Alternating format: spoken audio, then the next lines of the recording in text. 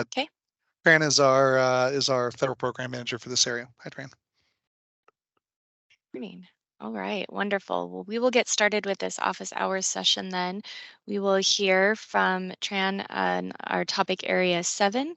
And once she's given her overview, we'll take questions. To start off, though, we're going to hear from Drew Thomas, who is our NEUP office manager. He's going to go over the NE mission and a brief introduction to the topic area. Go ahead, Drew. Yeah, thanks, Felicia. Quickly, I just want to kind of set the stage before we talk about the consent-based siting topic area and some of the program activities that are going on in that space.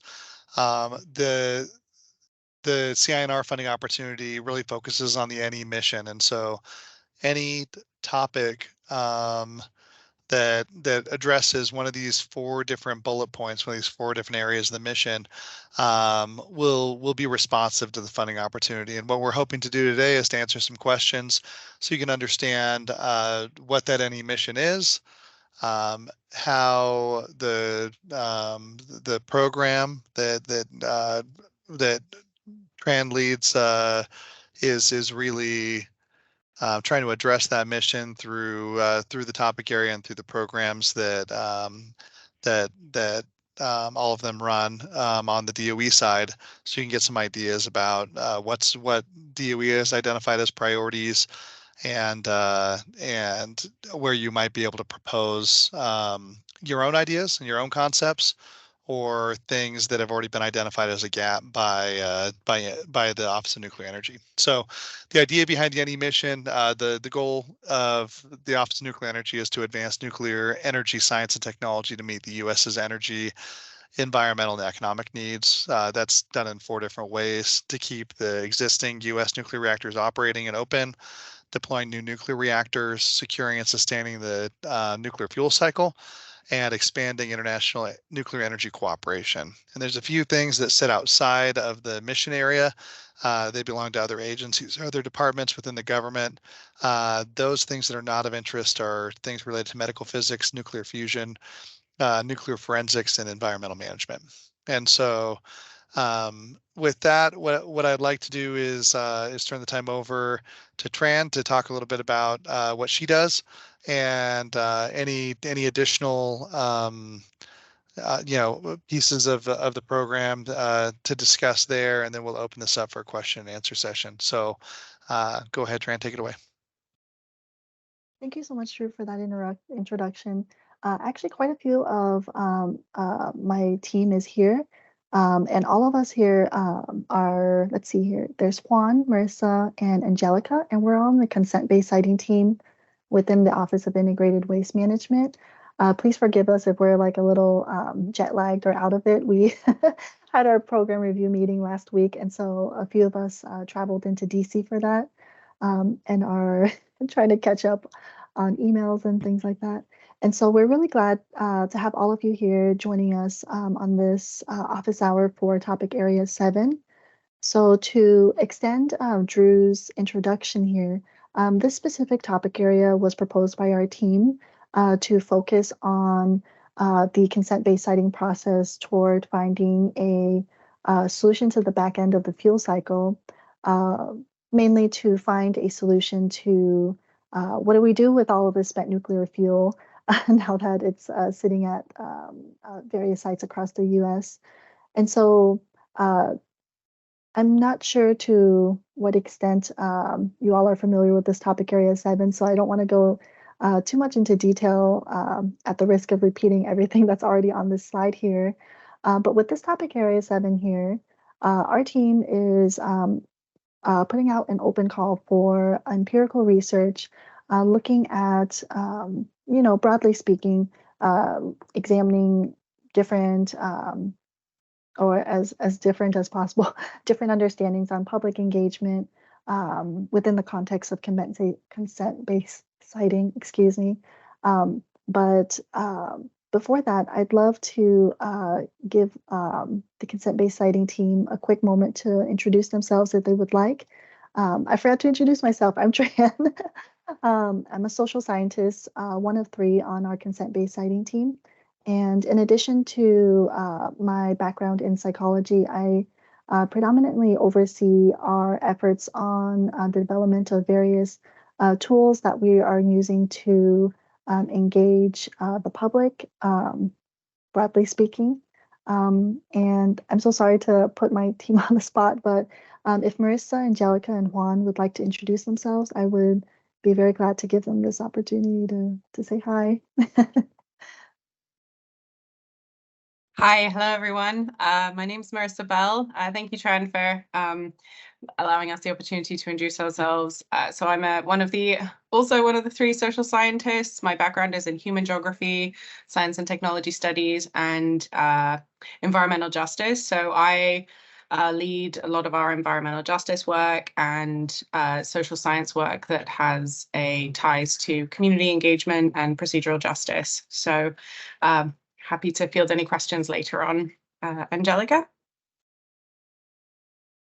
Thanks. Yeah. So I'm Angelica Geen. I am a health physicist and also I am getting my doctorate in public health. So kind of 2 hats there. And thank you so much for inviting me to this meeting, Tran.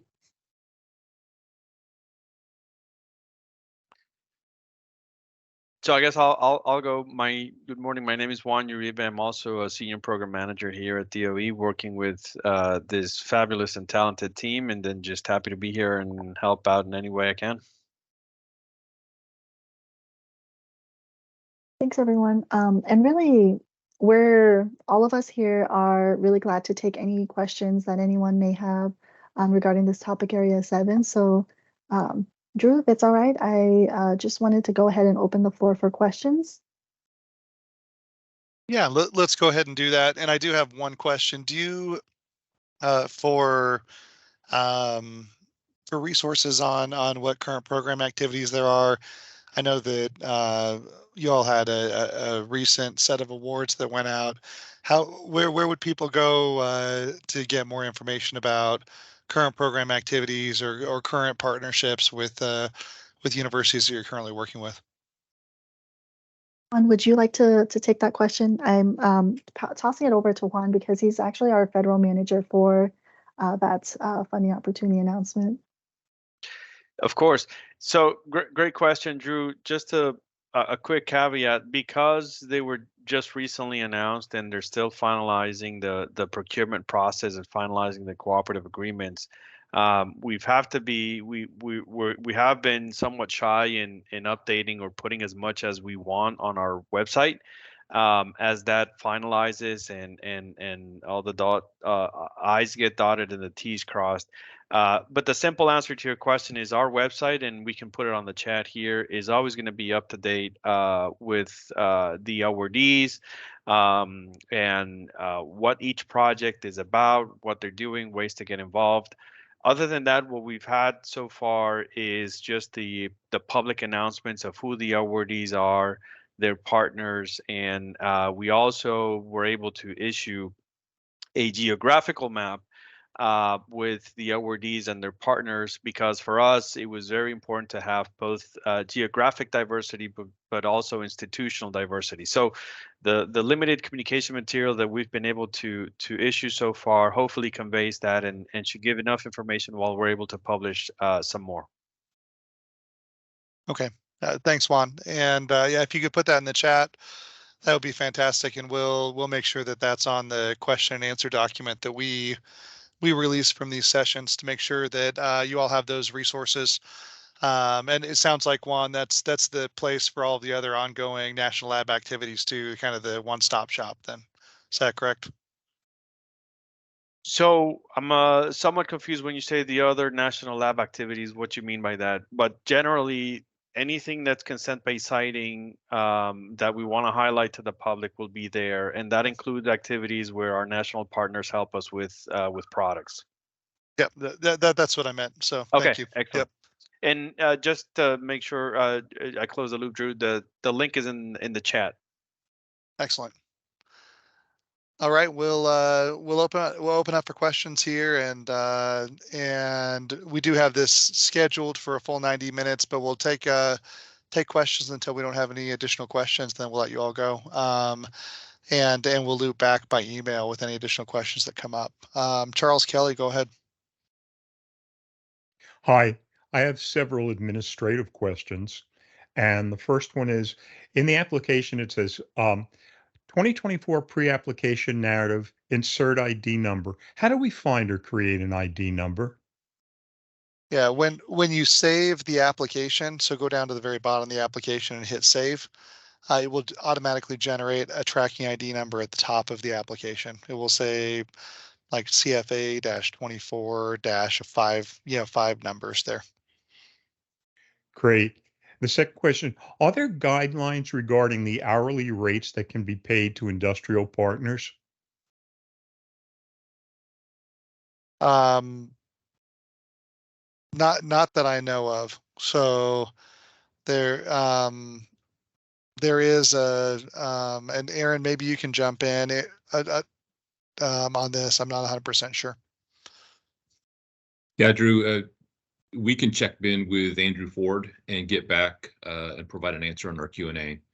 I don't think that there are any restrictions for this funding opportunity, but I know where the question is stemming from. But let's still check in with Andrew and just provide an answer in the Q&A. I think that's the best way to proceed.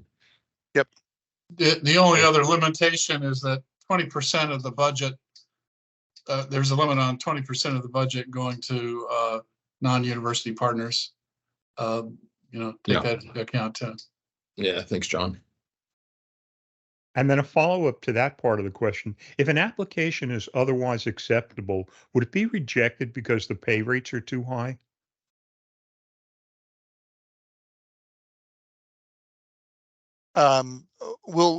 Charles, we'll need to get a clarification from our contracts folks on that issue. The idea would be that we'll get an answer from those individuals, get that posted, and then the applications do go through an initial review, which is a review of all of the submitted documents to make sure they're compliant with the funding opportunity.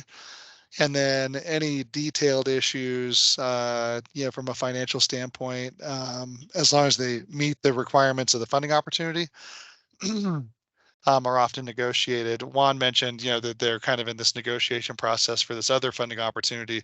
There's a negotiating process for finalizing cooperative agreements or grants that happens after the public announcement of award has been published. And so there's a period there where any clarifications on the budgets, there's a technical budget review, there's some other items that take place where if there are concerns about travel budgets or allowable type budgets for different activities, that those would be called out and those would be negotiated during that time period. So I know that's kind of a roundabout way of saying, maybe yes, maybe no, but that's the way the federal process works, and we'll get you any clarifications that we have up front from our contracting officer.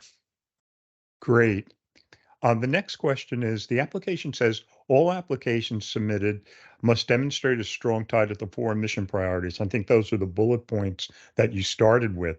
And then it says, and highlight how it supports DOE priorities.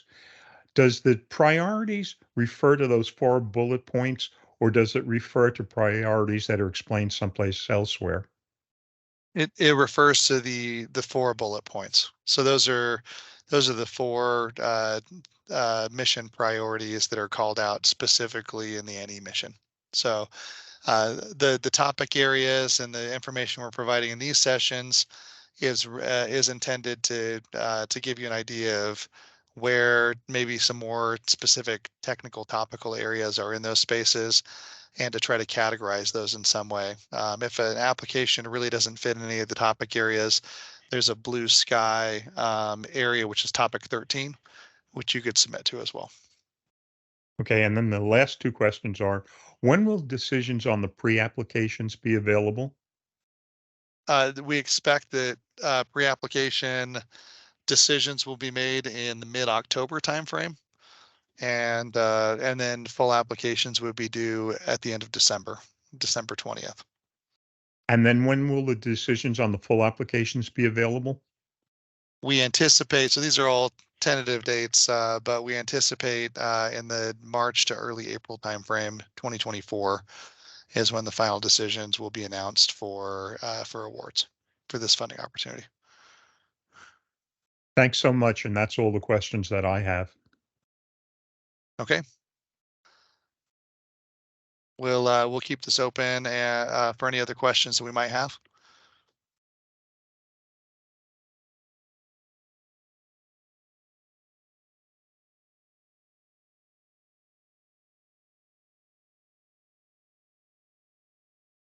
All right, I will mention a couple of things before we do a last call for questions. The first is that if you do have follow-on questions for any of our program managers here or more, questions about the funding opportunity, specifics about the actual rules and eligibility for the funding opportunity, you can reach out to neup@inl.gov by email, and we'll put those questions out to our program managers if that's appropriate, or answer those directly here from my office to get you the answers you need before our pre-application deadline for this topic area 7.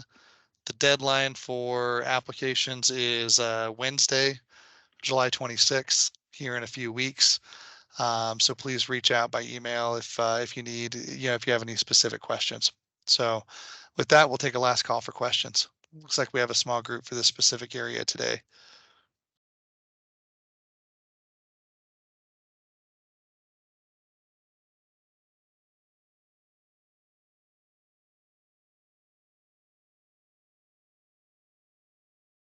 All right. Small but mighty. Yes, Angelica, exactly. So anyway, I want to thank all of you for being here. All the program managers, the technical folks here. Hopefully you recover from your jet lag. So hopefully that takes place. And like I said, please reach out by email if you have any questions. We'll try to address those as they come in and as quickly as possible. So with that, thank you everybody for attending the session. We'll wrap this up. Take care. Yeah, thanks everybody. Thank you, everyone.